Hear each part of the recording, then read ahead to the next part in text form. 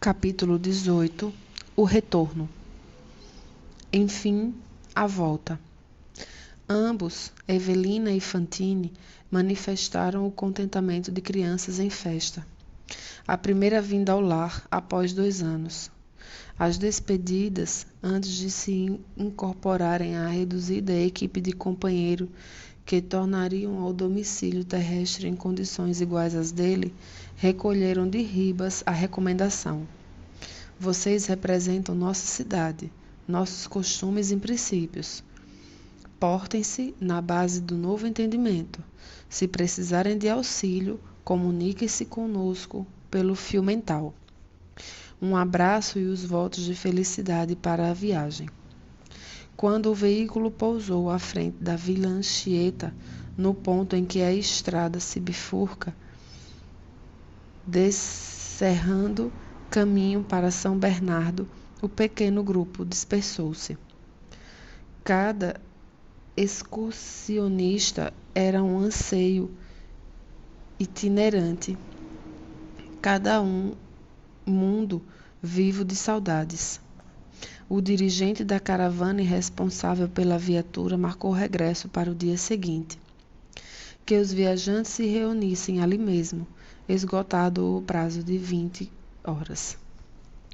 Nossos amigos respiraram, maravilhados, o vento brando que os saudava. Surpresos, felizes, costumavam a crer estivessem na estrada de São Paulo. Embebecidos, contemplaram o céu lavado e imensamente azul ao entardecer de maio. Em torno, rajadas de frio neles fixavam recordações de tempos idos. Caminhavam sob fascinante júbilo a lhes povoar o coração. Era, assim, a cidade para eles familiar, a terra que amavam. Inalavam sofregante o aroma das flores e sorriam para os ocupantes do carro que, naquele fim de sábado, desciam para Santos. Evelina, que trazia à mente e o coração absorvidos pela imagem do esposo, em certo trecho do caminho, perfilhou-se diante de Ernesto, qual se buscasse nele um grande espelho, e indagou com ternura ingênua que opinião era a dele, na posição de homem, quanto à apresentação dela. Queria estar nas mesmas características de simplicidade e bom gosto com que o amigo estimava encontrá-la no refúgio doméstico. Sabia que a situação era outra. Serpa não lhe identificaria a presença do ponto de vista material, tanto quanto lograria vê-lo. No entanto, ouvira dizer que as pessoas saudosas enxergam os amados distantes com os olhos da alma, qual se trouxessem um televisor no pensamento. Se Caio tivesse emoções e ideias concentrados nela, certamente lhe registraria os afagos, ainda que para ele tudo não passasse de simples memória. Ernesto riu-se e ouviu-a elogiando-lhe a perspicácia. Fitou-lhe penteando e o rosto, pediu reajuste nas dobras do vestido e aprovou os sapatos, a feição de um pai encorajando a filha para a exibição num baile de debutantes. Depois, acusou-a com graça, asseverando que não toava bem tão alta demonstração de coquetismo. A senhora justificou-se, assegurando-se convencida quanto às preferências do esposo. Ambos, em suave tete-a-tete, já pisavam o bairro do Ipiranga, onde Evelina esperava encontrar o companheiro na mesma casa que lhe fora teatro aventura. De chofre, eis que se lhe transfere a alegria para a inquietação. À medida que se avizinhava do ninho antigo, oprimia-se-lhe o peito.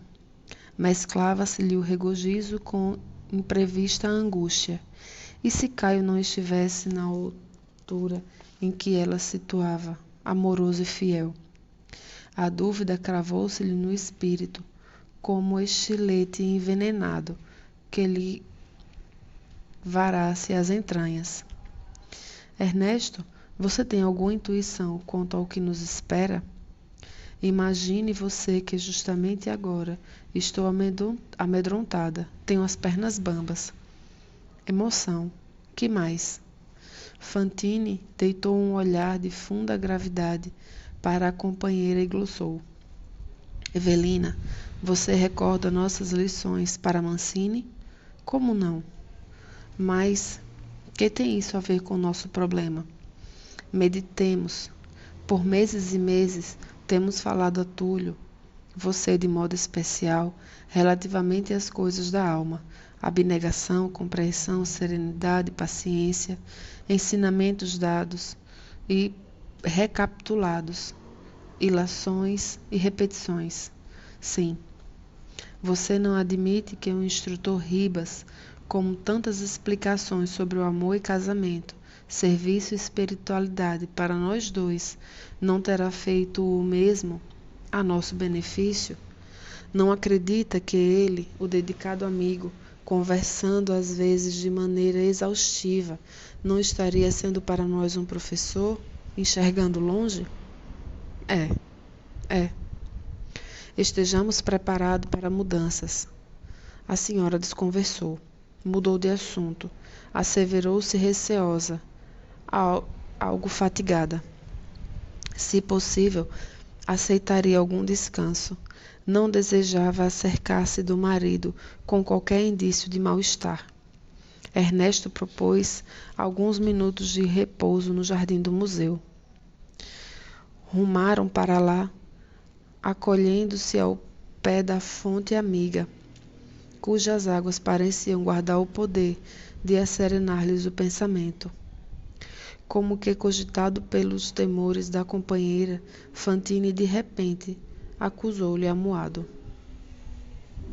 No exato instante em que se abeirava da mulher e da filha, esmorecia-lhe o entusiasmo que a romagem lhe causava. Ensimesmou-se. Evelina percebeu e passou a falar de alegria e esperança, encarecendo o mérito das ideias positivas. Assinalava a ele as frases de vigorosa confiança e se derramaram no verbo da moça, que se lhe fizera irmã e amiga, incapaz de aliar-se da taciturnidade que o acometera de súbito. A senhora Serpa, discreta, silenciou e, por fim, declarou-se disposta ao trecho final da viagem.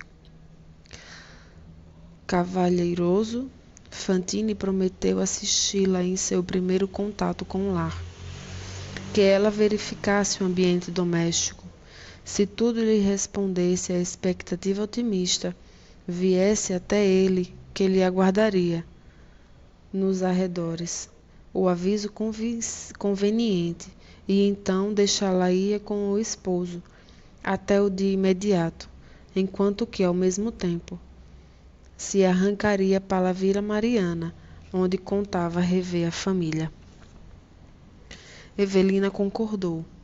Não lhe aprazia ficar só, nem lhe prescindia do apoio. 6 horas da tarde, a moça não mais viu o céu paulistano, nem o casório, nem os transeuntes. Coração aos polos, aproximou-se do lar. Atravessou o pátio de acesso e tateou a porta de entrada, que lhe facilitou a passagem. Algo lhe dizia no íntimo que Serpa estava em casa e seguiu à frente. Tremia assustada. Inspecionou a peça em torno. A sala era a mesma, com pequenas alterações no mobiliário de seu tempo. Ao lado, o estreito escritório do esposo, entremostrando as cortinas abertas. Penetrou e ali, com a unção de quem avança passo a passo pelos recantos de um santuário, os livros em ordem, de inopino, sugeriu-lhe a observação, atalaiada por diminuto vaso de flores, uma foto de mulher. Vasculhou as paredes buscando o retrato dela própria, segundo velhas lembranças, mas não viu nem sinal. Acusou-se, apunhalada por impressões negativas. Turvou-se-lhe o raciocínio. Fora substituída, de certo. Sentia a cólera prestes a explodir-se em crise violenta de lágrimas.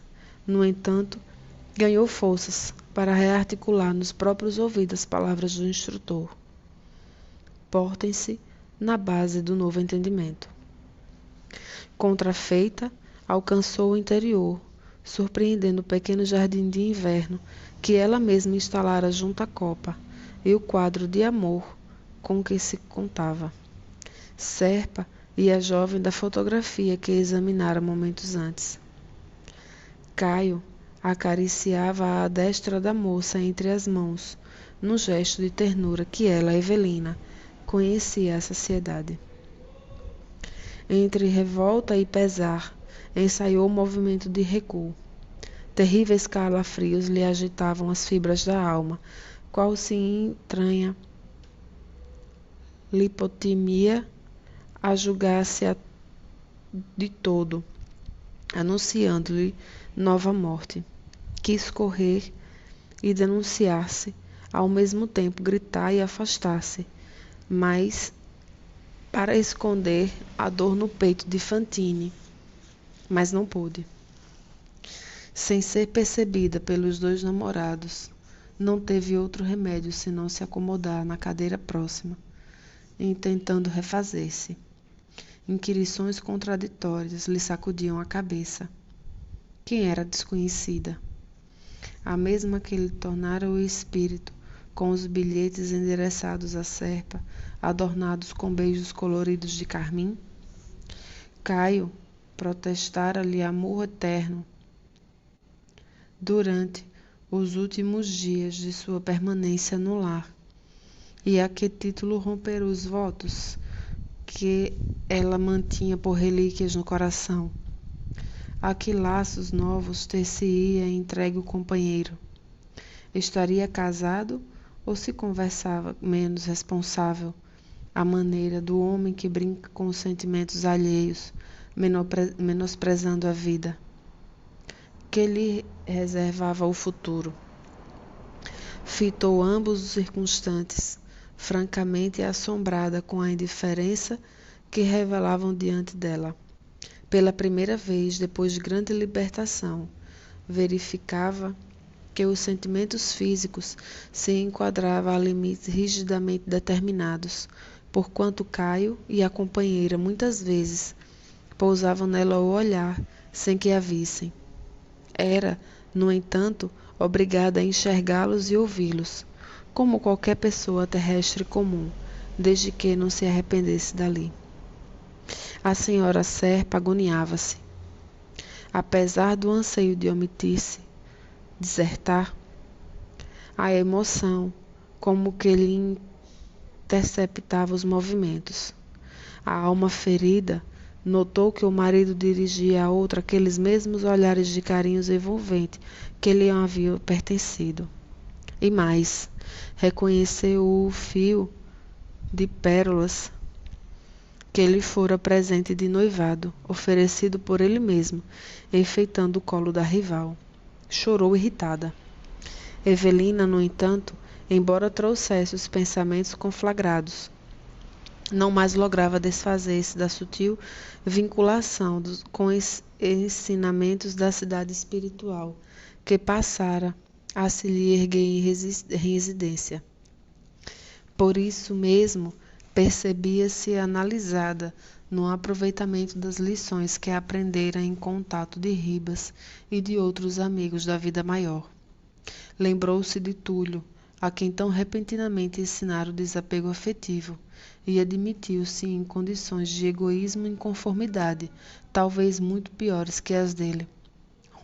Recorreu à prece, diligenciou humilhar-se, lutou contra si própria, concluiu que Caio desfrutava o direito de ser feliz como desejasse.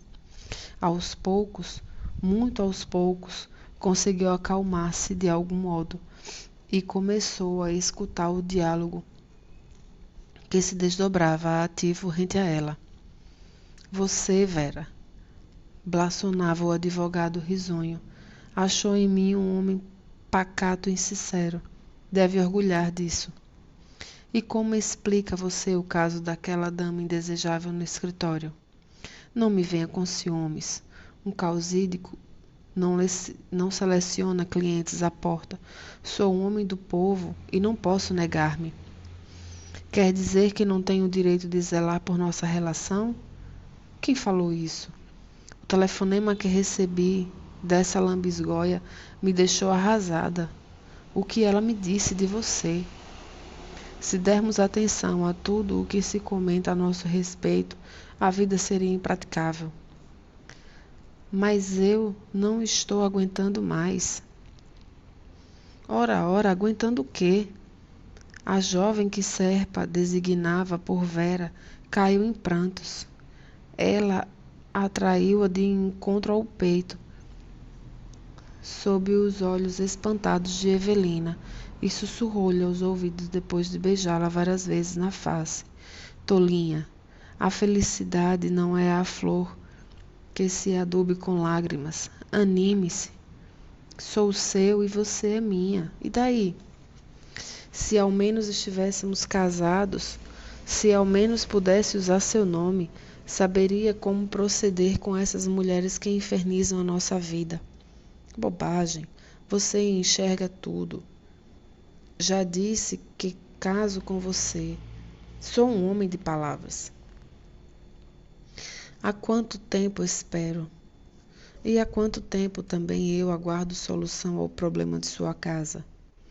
Você não a quer que eu viva carregando uma sogra louca. Minha mãe é uma infeliz. Não podemos desampará-la. Já falei. Meta essa velha no hospício, que ela já aproveitou a vida dela. Agora temos que viver a nossa. Hoje iremos ao Guarujá. Quero ver o negócio por mim mesmo. A jovem chorava copiosamente por resposta, enquanto Serpa lhe acarinhava os cabelos, tentando consolá-la. Evelina cobrou ânimo e arrastou-se para fora. Tinha sede da presença de Ernesto. Ansiava retornar-lhe a companhia. Impossível demorar-se no lar que conhecia haver perdido para sempre. Balda de autocrítica, a face de superexcitação de que se via possuída, tão logo se viu na rua, clamou pelo amigo em voz estentórica, e quando Fantine repontou à frente, atirou-se-lhe nos braços qual criança desarvorada. Ah, Ernesto, não suporto mais. O companheiro conduzia discretamente para um banco do pátio, compelindo-a a voltar, caminho andando e sentando-se junto a ele. Escutou a narração de toda a ocorrência que a senhora, amarrotada, fazia entre soluços. Fantine compadeceu-se, procurando olvidar as próprias apreensões. Não atinava com as razões da ternura que o levava irresistivelmente para a senhora Serpa. No entanto, aquele tempo de graves experiências, vividas por ambos em comum, convertera-o para ela um amigo incondicional. Ouviu-a, compartia-lhe a dor, tomava-lhe o partido. Esquecia-se. Enternecido, esforçou-se por serenar-lhe, expondo conselheral. Justo que seja assim, Evelina. Caio é jovem. Você e ele não formam um casal de velhos, qual me acontece com a Elisa. Admito que ele terá um lugar no coração, particularmente reservado para você, mas de certo experimentava as necessidades do homem comum. Mas a moça que está com ele é a mesma Vera, que lhe escrevia os bilhetes de meu conhecimento. A mesma. Isso mostra que ele era infiel antes de nossa separação e prossegue infiel até hoje. Ernesto afagando-lhe a cabeça num gesto paternal. Tenho pensado. Não acredita você que a morte nos entregou a nós mesmos e que Deus nos concedeu benfeitores abnegados, e estes nos ampararam e esclareceram a fim de podermos enfrentar as verdades que hoje estamos vivendo? Que teremos feito da nossa existência no mundo? Um curso de egoísmo ou um aprendizado de abnegação? A voz dele estava encharcada de pranto íntimo. Teria você um esposo para amar ou para converter num objeto de enfeite? Falamos tanto de devotamento quando jungidos de corpo terrestre. Não será depois da morte o tempo mais propício à demonstração de nossas juras? Não haverá chegado um instante em que Serpa mais necessitava de consideração e carinho? Não tanto pelas palavras, mas pelo tom em que foram ditas, viu-se a moça inclinada à piedade. Na tela da imaginação começou a julgar o marido, sob novo prisma. Caio era um homem jovem e os desígnios do Senhor mantinham-no vinculado ao envoltório físico. De que modo reclamar-lhe um roteiro de austeridade afetiva, para o qual se achava ainda tão longe? Estivera reclusa no muro espiritual por 2 anos, sem revê-lo sequer. Como criticar-lhe a conduta? E por que hostilizar a menina que o seguia? Não lhe vira as lágrimas de sofrimento, enregistrando o sarcasmo do esposo, irrefletivo e volúvel? Acaso não conseguia enxergá-la, ocupando-lhe o lugar junto a ele, recolhendo a dedicação incompleta e herdando as aflições que ela própria atravessara? Fantine desfez a pausa e arrancou-lhe da ligeira lucração, justificando o sensato. Evocando as lições de Ribas, concluo de mim para comigo que os nossos instrutores impeliram em você a excursão corrente para que você aprenda a perdoar e, quem sabe, talvez que essa moça. Talvez o que? Objetivou Evelina, ante as demasiadas reticências. Talvez que essa moça seja a pessoa a quem você deve implorar a graça de ser nova mãe para Túlio. Tenhamos estudado temas complexos de paixão e reequilíbrio, culpa e reencarnação, induzindo-nos a pensar e pensar. Por outro lado, Ribas mostrou-nos a necessidade de Mancini, sem oferecer-nos quaisquer sugestões. No entanto, sabemos que o rapaz está por nossa conta, na presente fase de reajuste, depois de haver perdido o corpo físico pelo tiro de Serpa. Não admite você que Caio deva resistir-lhe à experiência terrena, com a devoção e a ternura de um pai?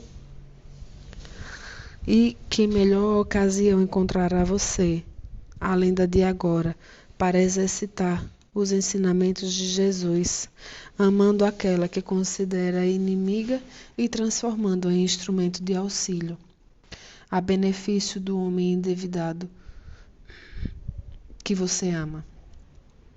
A companheira compreendeu o alcance de semelhantes ponderações e caiu nos braços do amigo, em copioso pranto, exclamando: Oh, Ernesto, Ernesto! Alguns instantes mais e um carro despontou da garagem conduzindo o casal. Sustando os soluços, Evelina informou ter ouvido que os dois se dirigiam ao Guarujá.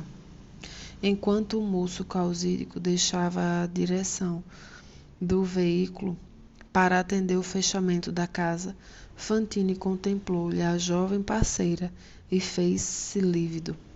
Então, mais profundamente chocado, talvez que a senhora Serpa, gaguejou, arrasado de angústia.